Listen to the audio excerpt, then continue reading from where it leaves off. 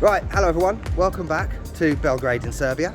First of all, isn't it nice to be outside with graffiti murals on the wall? Filming again outside because it's been so long since I've done it. It's like 5 weeks ago. Anyway, today's video is kind of a hybrid between an update video but also a vlog. I don't normally do those sorts of videos, you know, where people just walk along the street talking shit. Well, today that's me, because I've just been to a drone shop to get my drone fixed. It's currently waiting there, so I've got to go back later to pick it up. I'm in Dorchol, heading towards Studentsky Park and Kalemegdan.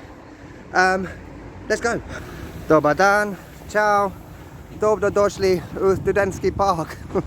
We're back in this park, which has a very special meaning for me because I used to live over in that corner. Remember Whiskey the cat? That's where Whiskey lives, or at least she did live there. It would be a bit weird, wouldn't it, if I just knocked on the door and said, can I see Whiskey? I probably won't do that. But this park has memories of, you know, winter in Belgrade in January with frost and ice. Obviously now it's very different because Belgrade in the summer is an absolute beautiful angel.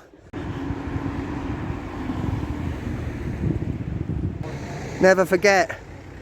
And there's Whiskey Space up there. And there's this bit of a mural thingy behind those trees over there, which is actually where my Instagram profile photo is. Here it is. This is legendary. To die by your side is such a heavenly way to die.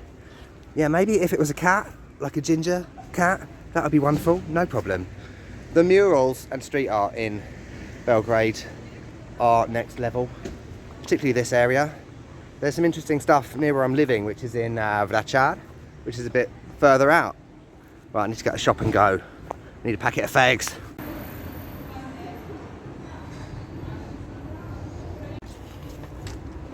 Oh.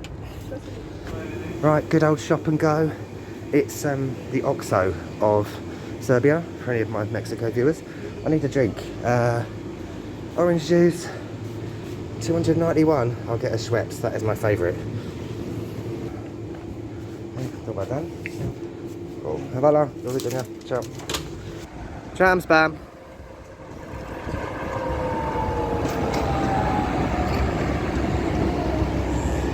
Oh yes.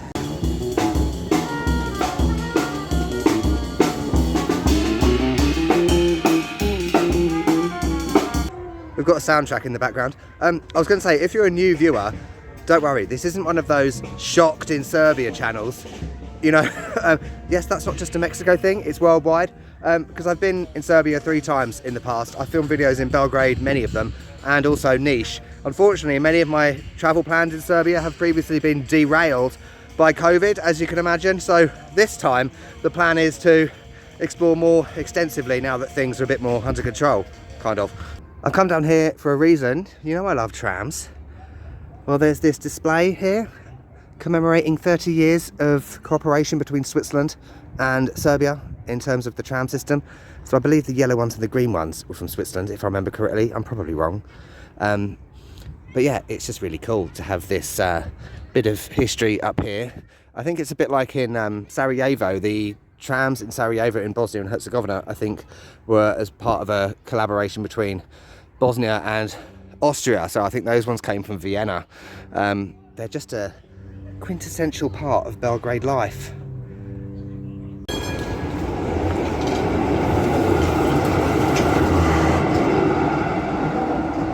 As you just saw, this is my favourite tram spot. And I just want to say thank you. There's a guy on Instagram I follow who is like a Belgrade tram geek. It's probably not his real name. I only knew about that display thing up there because of he was there on Saturday. Lovely.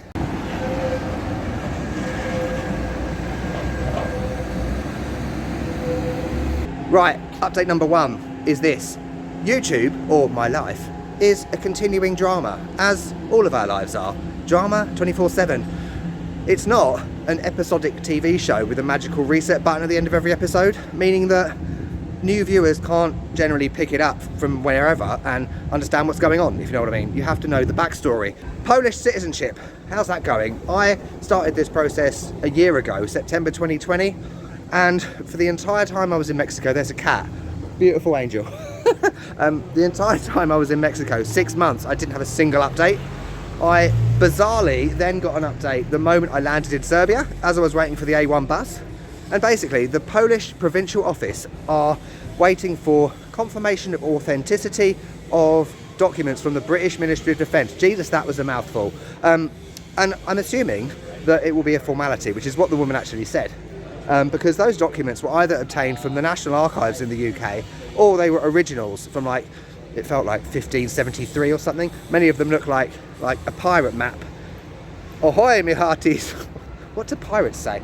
As a result of that, I don't expect any updates anytime in the foreseeable future, at least for this year. So probably next year, hopefully, there'll be an update on that, because bureaucracy, red tape, things like that, in terms of the UK, trust me, I know, I'm from the UK, it's a disaster, it'll take forever. Yeah, that's that. So really my kind of plan to quit full-time travel and find a long-term permanent base in the EU as an EU citizen again may have to slightly be on the back burner again. We're heading towards Knez Mihalova. Remember this, the bit with the umbrellas. Stunning. I have things to do. So this is a normal day of digital nomad life. I've got to film this. I've got to finish editing the last video, which you would already have seen by now. What else? I've got an ebook I'm writing, and I've got lessons, English lessons tonight from 6 o'clock. So it's another busy day. What's going on here then? Is it some sort of special day in Serbia or something? Dobar dan. Who knows? Oh, what's going on?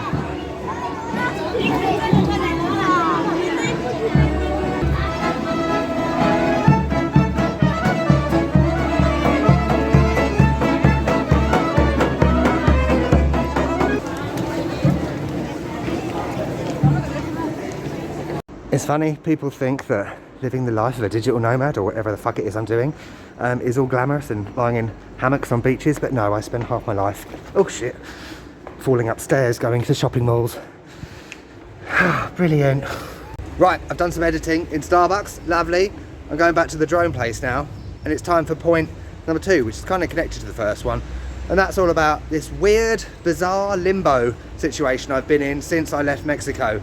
Because I'm not full-time traveling anymore in the same way that I was, but at the same time I'm also not at my end goal of having a full-time permanent home within the EU.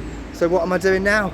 It's bizarre because in many ways things have changed so much, which I'll come on to, but also they're kind of still the same. So I'm still effectively moving from place to place until I get some sort of resolution with this Polish storyline, right? And it's just bizarre and annoying and frustrating and irritating, but that's life. We have to wait for things. I'm very impatient. I want things yesterday, last Christmas, not in 6 months' time. Why do things take so long? So what am I going to be doing? So I'm in Serbia until November. As I said earlier, we're going to be going to other places in Serbia, not just Belgrade. And then I'm going to have to look at moving somewhere else again, to another country. I don't know where that is yet. I have an idea, a rough idea for November. So watch this space.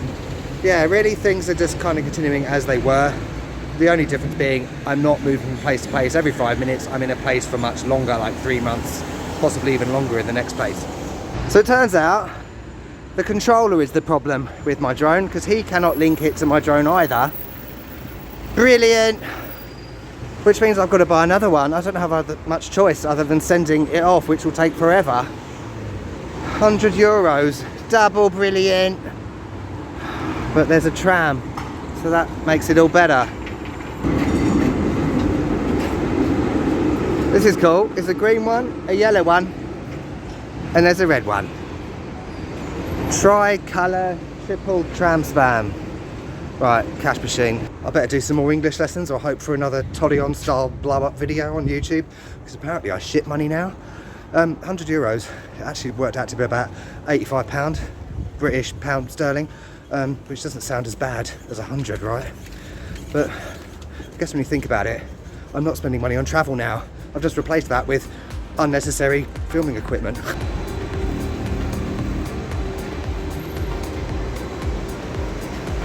Skardalia, which I can't remember how to pronounce.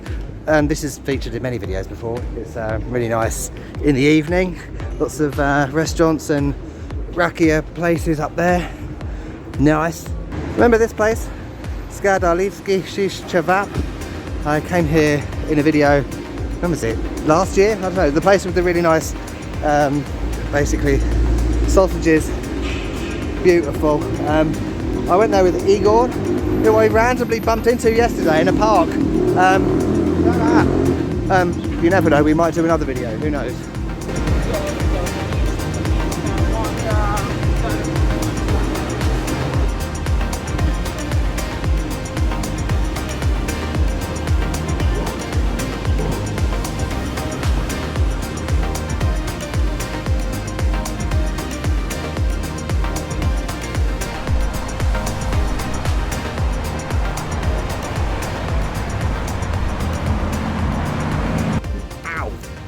Right, just put my hand on a twig. I'm lying on the ground in the mud. That seems to be a Serbia thing. I always seem to be lying in the mud in Serbia videos. But anyway, firstly I want to take you back in time to Mexico. When I was in Torreon, I said this, and I'm a bit conflicted. I'm going to do a video about this in more detail, a sit down talking one about, you know, how I feel about leaving Mexico in a couple of weeks and quitting essentially full-time travel after all these years. Where that came from was times that you would be doing something very mundane, you know, walking to the shop to get a drink, going to Oxo, and not filming, not looking at your phone, not doing Instagram stories or anything. And that very brief moment, I would think to myself, I'm going to miss this. You know, I'm very lucky to be living this lifestyle that I was living, that I kind of still am. That would be when I would feel conflicted. I'd think, should I stop doing it? Should I continue living the lifestyle of continuously moving all the time? But then it would be a very brief and fleeting moment, because in a heartbeat it would go back to normal and I'd remember all of the reasons why I wanted to stop doing it. And now that I'm in Belgrade, even though it's not a permanent home yet, immediately, as soon as I got here, I felt completely de-stressed. I feel like a completely different person. I grew a beard, I dyed my hair, a symbolic hair change. This is going to sound really stupid, but there are so many things now that I feel like I can do instead of constantly looking for Airbnbs that meet my ridiculous criteria, getting buses, getting trains, getting boats, getting submarines, getting whatever, constantly being sick, you know, having bronchitis that I had for like 3 months in Mexico, my latest bout of corona, trying not to shit myself walking down the street every 5 minutes. Yes, that was a thing. Sorry. But now it's kind of gone back to normal and I've been able to start doing, you know, new projects and stuff, which is great. I'm writing a new ebook. I'm starting to plan my actual book, which is going to be like years away yet. Do I miss full-time travel? Do I regret stopping it? No. I might go back to it in the future. You never know. Who knows what's going to happen in 6 months' time or 1 month. The last bit I wanted to say is something quite deep and quite weird that might be difficult for people to understand. I did a post on Instagram when I was in Mexico City. I must have been having a funny 5 minutes where I explained that even though in 5 years I felt like I gained an incredible amount, new skills, many other things, you know, travel experiences and people and learning about cultures and history and all that, equally I've felt and I feel like I've lost a lot. This is going to sound weird, as I said. So when I do an English lesson and someone is describing their home situation, when they've got a flat, they've got a dog or a cat, they've got a child, they can go out in the evening with friends, they don't have to worry about visas expiring and things like that, I feel envious, I feel jealous. And then I think back to what I had in the UK, you know, people, a circle of friends, familiarity, stability, and I miss that. When I think about getting that back again, it's incredibly daunting. It's more difficult than making the decision to leave in the first place. How do you go back to something that you left behind? I'm yet to discover the answer to that question. When I left 5 years ago, I left for 6 months originally to travel for 6 months, and that was it. I was going to go back to my old job, but I didn't. I just continued, and I've said this now and again over the years that I never made a conscious decision to continue. It just kind of happened. But lately I've realised something, that maybe it wasn't so much an unconscious decision. In a way it was, that, you know, the longer I stayed away from the UK, the harder I knew it would be to ever go back. That's deep, isn't it? And quite bleak as well. Sorry to end this on a bleak note, but with the UK I don't feel like I could go back there ever. There's nothing for me there. I have nothing to go back for, you know. Serbia feels more like home. Mexico feels more like home. Even Japan feels more like home. And I haven't been there for like 2 years. So what do I do? How do I find belonging? How do I find stability? And things like that. You can tell I'm getting nervous because I'm playing with leaves. And that is the big dilemma, conundrum going forward for season 6, part 2 and season 7 of this channel. Yes, my life is a TV show, as I said. So that's that. Rather bleak and quite sad, actually, that I feel that I can't go back to the place I came from. And that's all it is. It's not home. It's a place I was born in. I look at the UK now in the same way as I look at Botswana. I've never been to Botswana, but it's another country. The UK is another country. When I go back there, there's no sense of familiarity or anything. It's quite scary. Did I make the right decision leaving in the first place 5 years ago? I don't know. This just turned everything on its head. So that's it. This bit's gone on for 6 minutes. Fuck, it's always 6 minutes. And Finn just messaged me. Bloody hell, Finn, I'm trying to film a video. Anyway, I'll see you soon. The next video will be a big travel one. Yes, no more talking. Brilliant. Let's hope the drone doesn't explode. I'm going to have to go on the game, aren't I? Be a rent boy. If only I was a sexy twink again, like I was in 1999. Now I'm a hairy daddy. Anyway, I'll catch you later.